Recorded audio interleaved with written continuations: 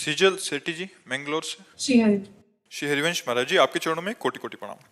महाराज जी, आपका प्रश्न है कि मानसिक जप प्रारंभ से ही शुरू कर सकते हैं क्योंकि उपांशु का अभ्यास नहीं है। हाँ, जितना आप अधिक से अधिक मानसिक करेंगे उतना ही लाभ और होगा। पर ध्यान रखिए, निरंतर मानसिक नहीं चल सकता है। यदि वाचिक नहीं हुआ तो उपांशु नहीं हो सकता, उपांशु नहीं हुआ तो मानसिक नहीं हो सकता। 2 4 10 बार के बाद वो मन भाग जाएगा संसार में, फिर क्या करोगे? हाँ, तो ऐसे थोड़ी होता कि पहले ही सिद्ध हो जाए, पहले ऐसा नहीं हो सकता। जब चल रहा है उसे वाचिक में नहीं, कन्वर्ट नहीं करना। अगर वो चल रहा है तो चलने दीजिए, और जहाँ भागे तो उसे ले आओ तुरंत उपांशु में, तुरंत वाचिक में ले आओ। अगर भाग रहा है, मन नहीं लग रहा है, और अगर लग रहा है तो बहुत अच्छी बात है, हृदय सा मतलब पवित्र है, वो मानसिक में लग रहा है। जितने मिनट सेकंड में लग पावे बहुत अच्छी बात है, और जहाँ भागे तो तुरंत उसे उपांशु में ले आओ, वाचिक में ले आओ। जया दीक्षित जी। राधे राधे महाराज जी। महाराज जी, मन में मोक्ष स्वर्ग आदि किसी की चाह नहीं है और इसी जन्म में श्री जी की सेवा में जाना है महाराज जी, लेकिन निरंतर नाम जप नहीं हुआ, प्रिया प्रीतम के दर्शन नहीं हुए और शरीर छूट गया, तो क्या गुरु कृपा से? नहीं, हम कह रहे हैं कि जैसे निरंतर का तो अभ्यास करना पड़ेगा, क्योंकि हमको ये पता नहीं कि हमारी कौन सी श्वास आखिरी है। यदि हम राधा बोले और हमारा श्वास छूटा तो हम किशोरी जी के पास पहुंच जाएंगे। हम पहली बार राधा बोले और अभी हमारे प्राण निकल जाए तो हम किशोरी जी के पास पहुंच जाएंगे। तो ये इसमें अंतिम समय अगर भगवान नाम उच्चारण हो जाए तो चाहे जितना पातकी जीव हो वो भगवान को प्राप्त हो जाता है। तो हम जो बार बार नाम जप कर रहे हैं उसका हमें यही लाभ लेना है कि कौन सी श्वास अंतिम हो मुझे पता नहीं, इसलिए मैं हर समय राधा राधा बोलता हूँ। तो जो अंतिम श्वास होगी उसी में राधा बोलकर मर जाऊंगा तो श्री जी की प्राप्ति हो जाएगी। बस हमारा जो खास चिंतन है वो है कि अंतिम श्वास हमारी भगवत चिंतन में होनी चाहिए, तो इसीलिए हम अभ्यास कर रहे हैं। और जो जीवन भर भजन करता है और अंतिम समय बेहोश हो जाता है, मरने के समय मान लो नाम जप नहीं हो पाता, तो फिर पूरे जीवन के भजन का फल उसे मिलता है कि अंतिम समय उसके हृदय में निकल पड़ता है राधा राधा, बेहोश स्थिति में निकल पड़ता है और वो भगवान को प्राप्त हो जाता है। ये जीवन के बड़े बड़े महापुरुषों के, इसलिए खूब नाम पे लगो। ये प्रमाद मत रखो कि नाम जप नहीं होता। क्यों नहीं होता? नाम जप तो ऐसे राधा राधा राधा राधा राधा राधा राधा राधा राधा राधा राधा राधा, फिर धीरे धीरे और इसको लाओ। अब चल रहा है राधा राधा, फिर मानसिक चलाओ राधा राधा राधा राधा। अभ्यास करो तो सब काम करते हुए नाम जप बहुत अच्छे से हो सकता है। अभ्यास केवल करना चाहिए। अभ्यास नहीं करते तो एक बोझा सा लगता है, और जब अभ्यास करते हैं तो हर कार्य करते हुए नाम जप हो सकता है। महाराज एक बात पूछा था महाराज, निरंतर जाम मतलब जाप करता हूँ तो नहीं हो पाता, मतलब कभी तो ज्यादा हो जाता है, कभी पता चलता रहता है, कभी नहीं हो पाता। 3 गुण हैं, उनका प्रभाव पड़ता है। जब रजोगुण तमोगुण से प्रभावित हृदय होगा तो भजन नहीं होगा। तो कैसे महाराज फिर उद्धार कैसे होगा? हाँ, उस समय हमको फिर जबान से रगड़ करनी पड़ेगी। एक होता है जब सतोगुण होगा तो मानसिक भजन चलता है कि बिना प्रयास के, बिना किसी दिक्कत के चल रहा है, और जब रजोगुण आएगा तो वो कामना में विक्षेप डालेगा, बार बार भजन में विक्षेप पड़ने लगेगा। तो उस समय हमको वाचिक भजन में आना पड़ेगा। 3 प्रकार का जप होता है नाम जप। एक होता है वाचिक, एक होता है उपांश, एक होता है मानसिक। वाचिक होता है जैसे राधा राधा राधा राधा राधा राधा राधा, और उपांश होता है, मानसिक होता है चल रहा है अंदर, ये चलेगा सतोगुण में। रजोगुण में उपांशु आ जाओ, तमोगुण आ जाए तब तो वाचिक ही काम करेगा। राधा राधा राधा राधा, या कोई चौपाई या भगवान के कोई पद ऐसे याद कर ले तभी, नहीं तो तमोगुण आएगा तो भजन हो। निद्रा आलस्य प्रमादोत्थम तत्तामस मुदाहरतम, भगवान कह रहे नींद आलस्य प्रमाद स्थितियाँ ये सब छा जाती है। और जब रजोगुण आता है तो भोग की इच्छा, धन की इच्छा, मान की इच्छा, बड़ाई की इच्छा, ये इच्छाएं विक्षेप डालने लगती है। और जब सत्वगुण आता है तो भक्ति भाव, दया, करुणा, कृपा, ये सब बातें अंदर आने लगती। तो हम सात्विक भोजन करें, सतोगुण को बढ़ावें, राजसिक और तामसिक भोजन का त्याग करें। और जब रजोगुण तमोगुण आ जाए तो उससे परिचय प्राप्त करना चाहिए कि इस समय रजोगुण आ गया, अब भोगों की इच्छा हो रही, इस समय मान प्रतिष्ठा की इच्छा हो रही, ये रजोगुण आ गया। अब प्रमाद का मतलब होता है करने योग्य कार्य को ना करना और ना करने योग्य कार्य को करने की इच्छा होना, ये प्रमाद स्थिति तमोगुण आ गया। तो अब तुरंत फिर हमको जप अपना बदल देना चाहिए। मानसिक जप से उपांश में आ जाना चाहिए, उपांश से वाचिक में आ जाना चाहिए, क्योंकि सतोगुण अधिक बढ़ेगा तब निरंतर मानसिक चलेगा।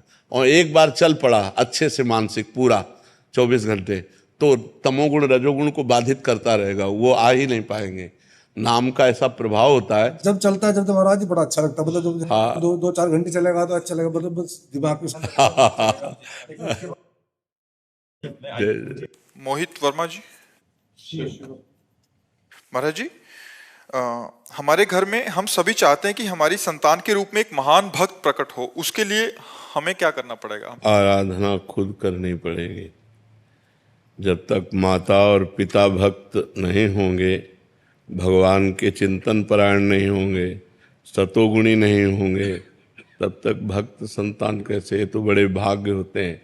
कुलम पवित्रम जननी कृतार्था वसुंधरा पुण्यवती चैन। वो भूमि पावन हो जाती है, वो कुल पावन हो जाता है, वो माँ जय जयकार करने योग्य हो जाती है जिसके पुत्र भगवान का भक्त पैदा हो। नाम प्रसंग कहे तो उपदेश, जहाँ या धर्म धन्य सो देश, धन्य सो कुल जो जन्म भयो, धन्य सो तात धन्य सो माय, संतत सकल सुनो चित लाए। श्री हरिवंश। जो भगवान का नाम जप करने वाला भक्त जिस कुल में पैदा हुआ, वो देश धन्य, वो गांव धन्य, वो कुल धन्य, वो माता पिता धन्य जिसमें भगवान का अनुरागी भक्त। तो इसलिए कुछ नियमों का पालन अगर करे और भगवान का भजन करे तो भक्त संतान होने की संभावना है, वो भी भगवान की कृपा से। पहली बात तो जिस दिन से गर्भ आ जाए उस दिन से माँ और पिता दोनों ब्रह्मचर्य रहें, पति पत्नी दोनों ब्रह्मचर्य रहें, और सात्विक भोजन पावें, तीर्थों का अवगाहन करें, शास्त्र का स्वाध्याय करें, नाम जप करें और भगवान से प्रार्थना करें, तो जरूर भगवान का भक्त गर्भ से प्रकट हो सकता है। दूसरा कोई उपाय नहीं। संसार का त्याग करके रात दिन भगवान में चित्त जोड़ना, ये बहुत बड़ी बात है, ये बहुत बड़ी बात है। तो ऐसा करे, भगवान से प्रार्थना करे और संयम से चले, नाम जप करे, तो वही संस्कार गर्भस्थ शिशु में पड़ेंगे तो जरूर न जरूर भगवान का भक्त या देश भक्त पैदा हो जाए तो जीवन कृतार्थ हो जाए। महाराज जी, आपके श्रोता हैं जो सत्संग सुनते हैं, परसों आए थे महाराज जी, उन्होंने आपका बहुत देर पहले सत्संग सुना था कि जब बच्चा गर्भ में आ जाए तो ब्रह्मचर्य से रहें, और बहुत कह रहे कि हमने नाम जप भी किया और हमें अभी 1 साल का हो गया बच्चा, परसों आए थे तो कह रहे थे कि हमें इसमें दिव्यता नजर आ रही है। हाँ बिल्कुल। वो मतलब राधा नाम सुन के और एक उसमें सौम्यता, और जहां भी जाता है हमें एक प्रभाव दिखता है। तो महाराज जी उसका प्रभाव कह रहे कि हमें प्रत्यक्ष, मतलब महाराज जी के वचन सुन के हमने ऐसा किया और उसका प्रत्यक्ष उदाहरण महाराज जी। हमारे पिताजी बड़े भक्त थे। इस शरीर के जो पिता कभी जूता पहन के हल नहीं जोता, नंगे पैर हल जोता, और संतों की सेवा। तो हम लोग जब छोटे छोटे थे, 4-4 संत आ जाते, सबके चरण दबाओ, चरण धो, चरणामृत पियो, और उनके पास बैठना, वो श्री राम जय जय राम कीर्तन कराते, कीर्तन करते, भागवत हो रही वही बैठ के सुनते। बचपन से भागवतिक सब परमाणु मिले। माता जी को तो क्या कहना, साक्षात देवी। बस वो ऊपर एकांत दुखंडा मकान था, तो ऊपर एकांत में बैठे राधा कृष्ण की छवि रखे, वो तो बस जप में ही अधिक लगी रहती थी। तो उसका प्रभाव देखो कि हमारे पिताजी भक्त, माताजी भक्त, तो हम भक्त, हमारा परिवार का सब पूरा सदस्य भक्त, बहनें भाई सब भक्त हैं। तो जैसे हम परमाणु अपने परिवार को देते हैं वैसा ही हमारा परिवार होता है। तो हम माता पिता का विशेष योगदान होता है। पुत्र की उद्दंडता या सौम्यता ये माता पिता से। अब आप गंदे आचरण कर रहे हो, गर्भस्थ शिशु है, उल्टा सीधा खा रहे हो, उल्टे सीधी बातें कर रहे हो, वही संस्कार पड़ रहे हैं। आप जब बच्चे थोड़ा सयाने हुए, आप बीड़ी मंगा रहे हो, आप शराब पी रहे हो उनके सामने, वही संस्कार पड़ रहे हैं उनके, वही संस्कार बनते हैं। जब संस्कार दिए जाते हैं तो देखो सब, हमें लगता है कि अगर हम पुत्र को उन्नतशील बनाना चाहें तो गर्भ से हमें सावधानी रखनी पड़ेगी। गर्भ से ब्रह्मचर्य, जहां संतान आ गई फिर ब्रह्मचर्य का माता पिता कौन पालन करता है? कोई बिरला संयमी ऐसा हो सकता है कि 1.5 साल हमको ब्रह्मचर्य से रहना, बहुत कठिन बातें हैं ये। तभी संतानें देखो सब कामुक प्रवृत्ति की और मन में मलिनता लिए हुए, अपने माता पिता का भी अपमान करने वाली, समाज में द्रोह पैदा करने वाली, समाज में हानि पैदा करने वाली ऐसी संतानें होती है। तो बहुत सावधानी की जरूरत है।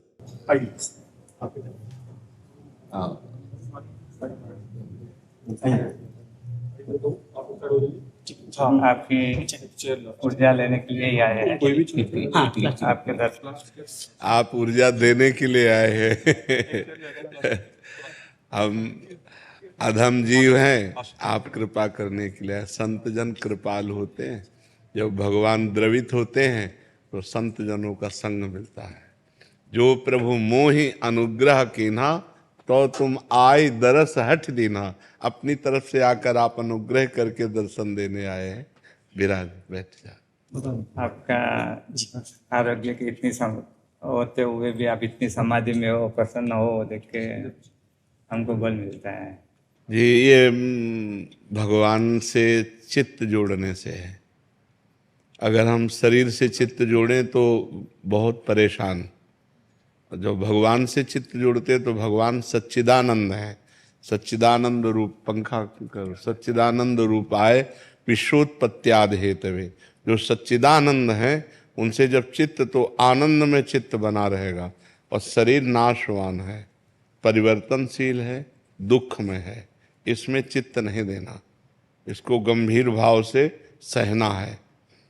तितिक्षा तास तितिक्षस्व भारत, मात्रा स्पर्शास्तु कौन्ते, शीतोष्ण सुख दुखदा, आगमा पाइनो अनित्यास, तास तितिक्षस्व भारत। इन्हें शांत भाव से सहना है।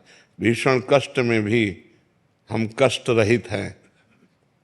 हमारा स्वरूप इससे अलग है। ये कष्ट भास रहा है नहीं।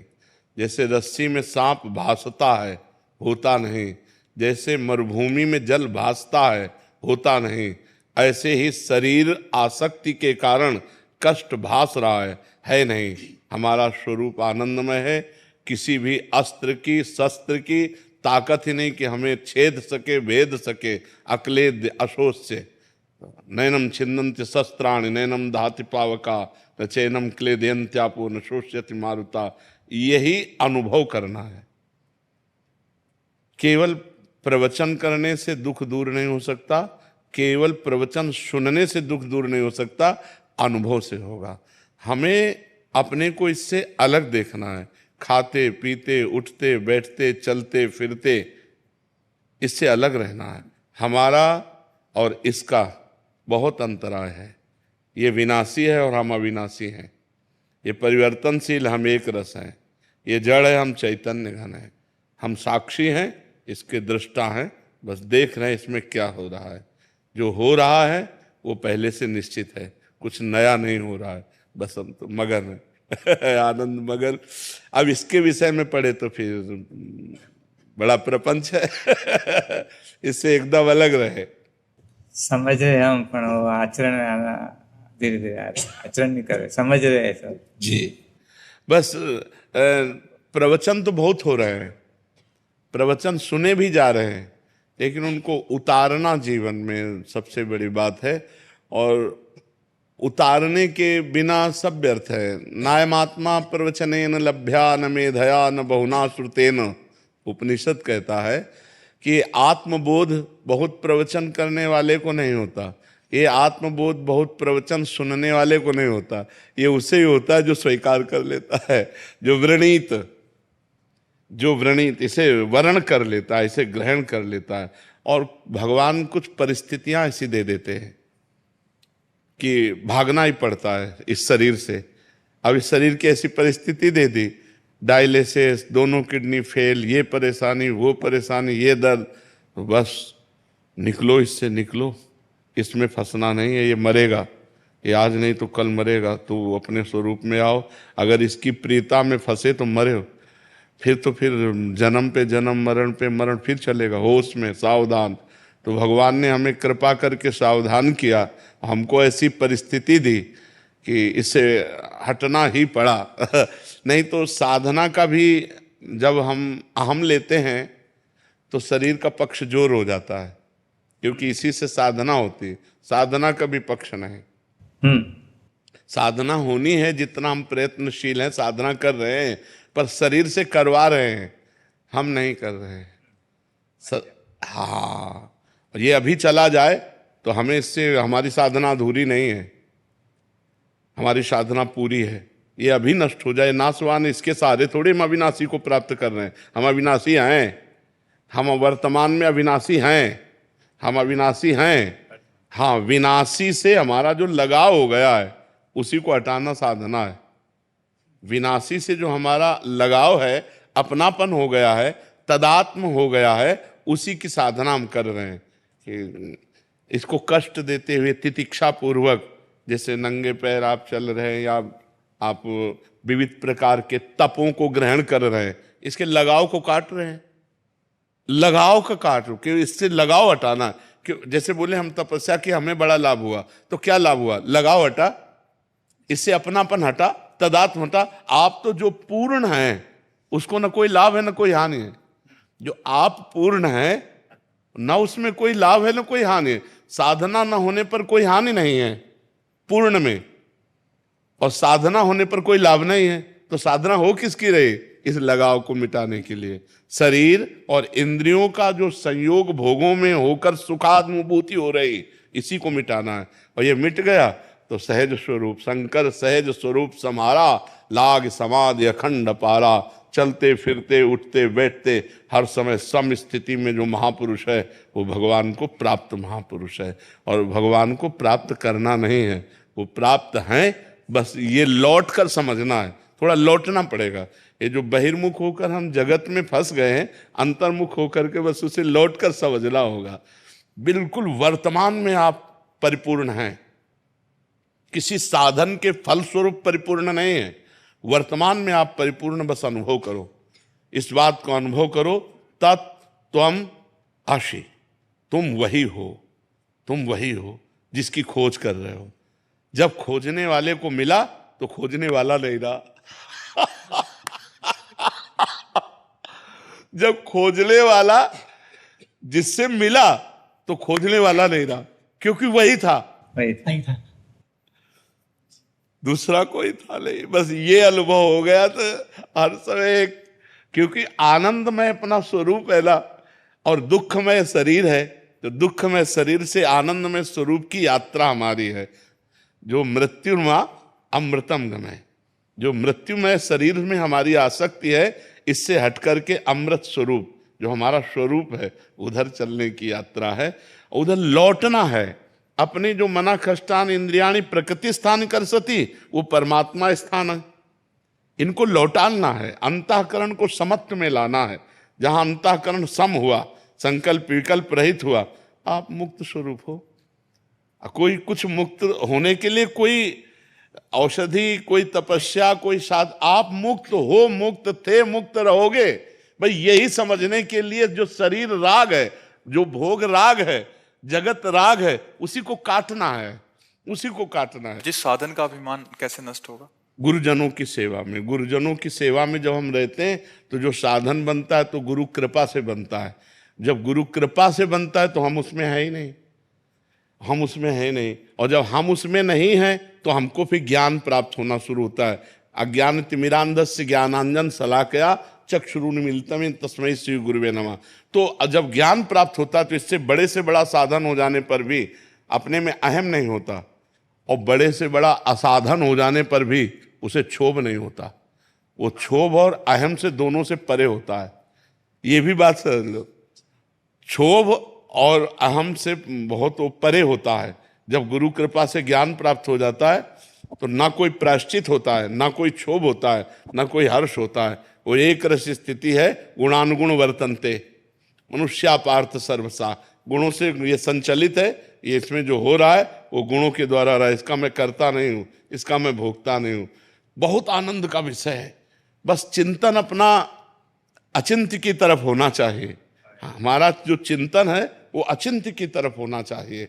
बस ये जागतिक चिंतन नहीं होना चाहिए। साधन के अभिमान का आंकलन कैसे किया जाता है कि हमें है या नहीं है? जब साधन का अभिमान होगा तो हमारा जो गुणाभिमान है वो दूसरे का परीक्षण करने लगेगा। जब अहम हो जाता है ना तो सब नीच दिखाई देते हैं, अपने सर्वश्रेष्ठ दिखाई देते हैं। और जब साधना पक्की होती है तो सब में मैं ही दिखाई देता हूँ, दूसरा कोई होता नहीं। ज्ञान में और भक्ति में सब में प्रभु दिखाई देते हैं, तो नीच की बात कहाँ आई?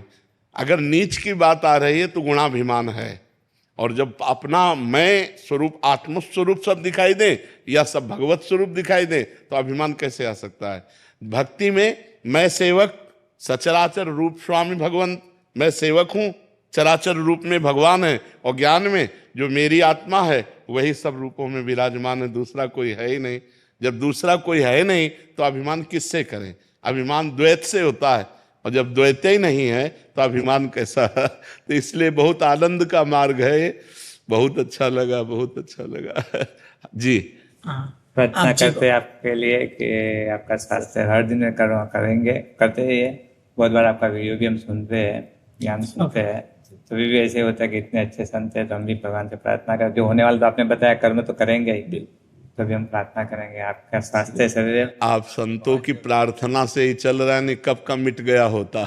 हमारा चले तो हम लोग हमारी किडनी आपको दे दे। दोनों किडनी दे दे। ऐसी हम भावना बात है। जी हमारे समग्र जिन शासन में अंदर एक बहुत बड़ी तप योगी गुरुदेव है, उनका नाम हंस रत्न सुरेश्वर जी महाराज साहब है, और नामस्मरण में 18 घंटा तक और नाम स्मरण में अपने उपवास के साथ, जैन का उपवास तो खाना नहीं होता है, उबला हुआ खाली दिन को पानी पीना है, और बहुत बड़ी तपस्या उन्होंने की है। बहुत बड़ा विश्व में भी उनका तपस्या में और नाम स्मरण में, योग में खास बहुत टाइम से आपसे फॉलो कर। मैंने बताया वो हम जीवन में भी हम बाहर गए, हम अंदर आएंगे। आपने जैसे बोला तपस्या बरोबर है, वो तो निमित्त है, अंदर से उतरना अपना। आपने जो बताया उसके अंदर हम थोड़ा चेंज करेंगे, आत्मा वर्गों में भी बहुत आगे चेंज करेंगे थोड़ा बहुत, और भी बात बहुत है, अभी अंदर आने का प्रयत्न करें, अवेयरनेस लाएंगे। बहुत बहुत आपका उपकार, इतना समय, एक वस्त्र खाली आप मुझे आशीर्वाद दीजिए कि आपके जैसे हम हो, बस यही बड़ा वस्त्र है। सब साधकों को आपकी कृपा दृष्टि मिली ना, वो हमारे लिए बहुत हाँ है। जी, इससे बड़ी आपका- चीज कोई आपका नहीं। प्यार- आपने अभी बताया कि कृपा वही बड़ी बात है, गुरु की कृपा। ये जो आपका प्यार मिला ना, हमारा हृदय एकदम आप प्यार मूर्ति हैं। का चरण स्पर्श मिल सकते हैं हमको। अरे महाराज जी, कितने उपासों में भी पद यात्रा ही करते हैं पूरे भारत भर में। खाली हो जाए। नहीं, इस समय हमारे जैन मुनियों ने जो हमारी संतों की परंपरा रही है, पूर्व संतों की परंपरा रही है, बहुत सांगोपांग निर्वाह कर रहे हैं।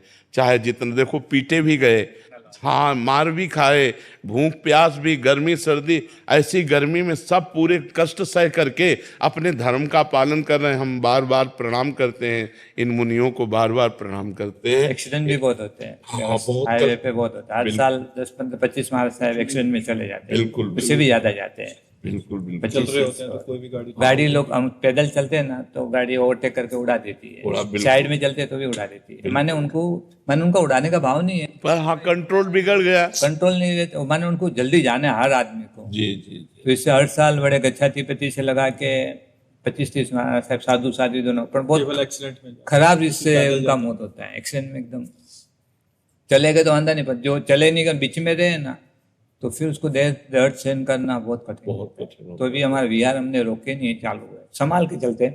पैदल में वो पैर के साइड में चलते हैं। लोग दारू पी के गाड़ी वाले कांच की बाटल फेंक देते हैं, तो लगते हैं विहार में। तो, हाँ, तो इसलिए हम थोड़ा रोड पे चलते हैं।